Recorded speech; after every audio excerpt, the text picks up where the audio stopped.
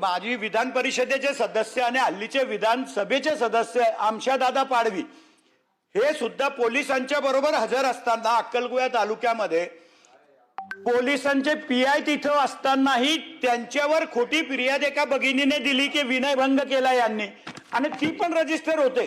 म्हणजे एखाद्या वेळेला फिर्याद जर कोणी दिली तर तिची शहानिशा करायला पाहिजे, तपास करायला पाहिजे. पण फक्त तुमच्या विरुद्ध फिर्याद आली म्हणजे आम्हाला घ्यावीच लागेल, ही एक भूमिका एलसीबीच्या पीआयची आहे. आणि या नंदुरबार जिल्ह्यामध्ये सर्वांनाच वेठीस धरण्याचं पाप यांनी सुरू केलेलं आहे. म्हणून माझी आपल्याला विनंती आहे की आपण आज योगायोगाने गृहराज्यमंत्री इथं आहेत. 26 जानेवारीच्या नंदुरबारच्या झेंडावंदनाला गृहराज्यमंत्रीच आदरणीय तिथं आले होते.